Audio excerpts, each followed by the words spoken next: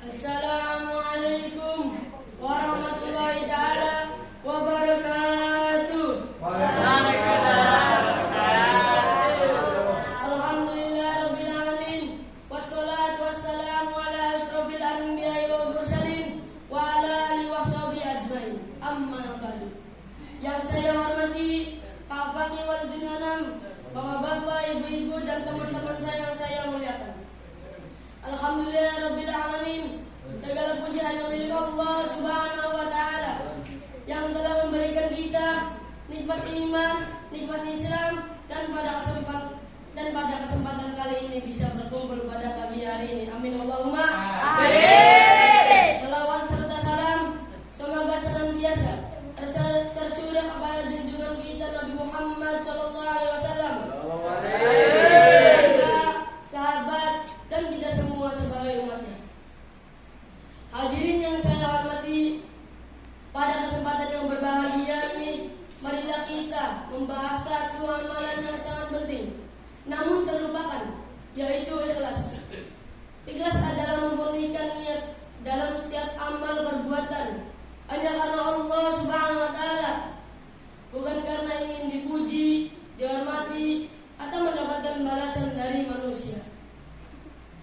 Ikhlas merupakan amalan hati yang menjadi dasar diterima atau tidaknya suatu amal. Allah Subhanahu wa taala berfirman, "Wa ma umiru illa liya'budullaha mukhlishina lahuddin, hunafa wa yuqimus salata wa yutuz zakata wa dzalika dinul qayyimah." Padahal mereka tidak diperintahkan kecuali supaya menyembah Allah Subhanahu wa taala dengan memurnikan ketaatan kepadanya. Ayat ini menegaskan bahwa ikhlas adalah perintah langsung dari Allah Subhanahu wa taala dan menjadi inti dari seluruh ibadah. Nabi Muhammad sallallahu alaihi wasallam bersabda, "Innamal a'malu binniyat." Sesungguhnya setiap amal tergantung pada niatnya. Hadis ini menjelaskan bahwa amal yang besar sekalipun menjadi sia-sia jika tidak dilandasi dengan niat yang ikhlas. Sebaliknya, amal yang kecil bernilai besar di sisi Allah Subhanahu wa taala jika dilakukan dengan niat yang benar. Hadirin yang dirahmati Allah Subhanahu wa taala, ikhlas memang tidak mudah karena ia di dalam hati. Terkadang kita beramal, namun masih mengharapkan pujian dari manusia. Inilah yang disebut riya. Riya dapat merusak pahala dan amal. Allah Subhanahu wa taala mengingatkan kita firman-Nya, "Faman kana yarju liqa'a rabbih falyamal amalan shalihan wa la yusyrik bi ibadati rabbih ahada." Barang siapa mengharapkan pertemuan dengan Tuhannya, maka hendaknya ia mengerjakan amal soleh dan jangan mempersekutukan seorang pun ketika dalam beribadah kepada Tuhan.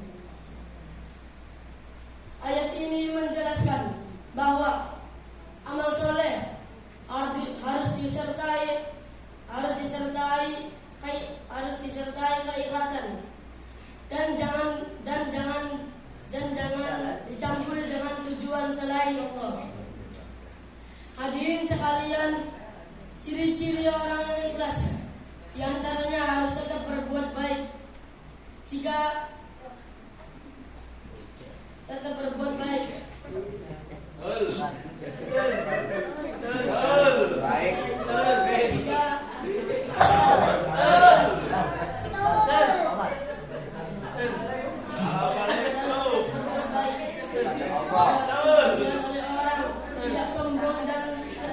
sombong ketika dipuji dan tidak kecewa ketika tidak mendapatkan pujian. Orang yang ikhlas hanya mengharapkan ridha Allah Subhanahu wa taala. Oleh karena itu, marilah kita senantiasa meluruskan niatnya dalam ibadah dan amal kebaikan yang kita lakukan. Agar yang kita semua dikerjakan bisa bernilai ibadah dan diterima oleh Allah Subhanahu wa taala.